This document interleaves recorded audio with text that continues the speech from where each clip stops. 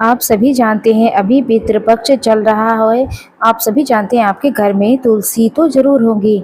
तो पितृपक्ष के दौरान आप एक तुलसी का उपाय ज़रूर से करें जो कि आपके भाग्य को बदल देगा और दुख दरिद्रता का अंत कर सकता है। कब कैसे करना है ध्यान से सुने, वीडियो के अंत तक बने रहें। आप सभी को पता है किसी व्यक्ति की अगर मौत हो जाती है तो उसके मुख में तुलसी जरूर डाली जाती है। अगर आपके घर में भी पितृदोष है, वंश वृद्धि नहीं हो रही है, कर्ज की समस्या लगी रहती है, मन अशांत रहता है, स्वप्न में पितरों के दर्शन होते हैं, तो आपको कभी भी किसी दिन पितृ पक्ष में ये काम आप कर लें। इस कार्य के लिए आप रविवार का दिन ना चुनें, साथ ही एकादशी पर नहीं करना है, साथ ही साथ 5 बजे के बाद इस कार्य को नहीं करेंगे। जैसे कि आप सभी जानते हैं कुछ वृक्ष पितृतुल्य और देवतुल्य कहे गए हैं, जिसमें तुलसी सबसे विशेष होती है। तुलसी श्री नारायण का ही स्वरूप मानी जाती है। ये उपाय आपको कहीं नहीं जाना है, घर पर ही करना है। वहीं गुरुजी ने बताया है। आपको बता दें पितृपक्ष के दौरान एक एक चुटकी आटा अपने घर के दरवाजे पर जरूर से रखें। ये आप नियम बना लें। इसके बाद वहाँ से उठा करके चींटी चिड़ियों को डाल दें। इससे भारी अन्नदान का सुख मिलेगा, पितृ तृप्त होंगे। साथ ही यहाँ पर अपने घर में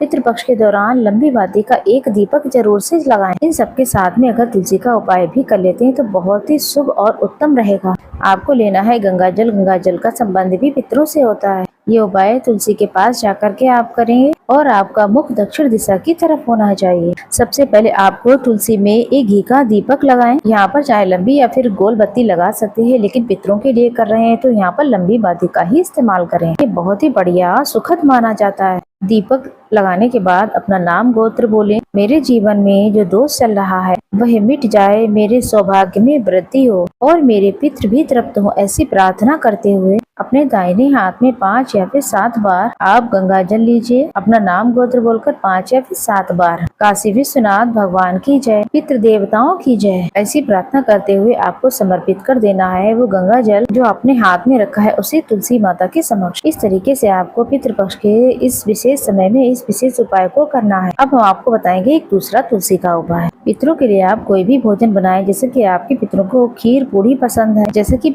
जो भी आपके पितर हैं उनको जो भी चीजें प्रिय है वो सारी चीजें उनके खाने में सम्मिलित करें। साथ ही इन सब चीजों में तुलसी पत्र जरूर से रखें। पितरों के समक्ष आप जलदान करते हैं, अगर यहाँ पर जलदान करते हैं उसके साथ साथ तर्पण करते हैं तो उसमें भी तुलसी पत्र बहुत आवश्यक है। यहाँ पर गुरु जी ने कुशा की महत्वता को भी बताया है। गुरु जी कहते हैं जिस व्यक्ति को हारी बीमारी लगी रहती है, दिन की शुरुआत दवाइयों से होती है, कर्ज बढ़ रहा है, मन विचलित रहता है, तो आपको ले लेना है थोड़ा सा कुशा। वो कुशा घास जो है आप एक जल के लोटे में छोड़ दें। 10, 15, 20 मिनट के बाद इसके बाद आप इस चीज का नियम बना लें कि शिवलिंग पर कुशा मिश्रित जल चढ़ाएंगे। अगर कोई व्यक्ति बीमार है तो उसके लिए कुशा मिश्रित जल आप शिवलिंग पर जरूर से चढ़ाएं और शिवलिंग पर चढ़ाने के बाद थोड़ा सा जल बचाकर घर ले आते हैं। अगर वो बीमार व्यक्ति उसका आचमन करता है और थोड़ा सा ग्रहण कर लेता है तो उस व्यक्ति के रोग मिट जाते हैं, शारीरिक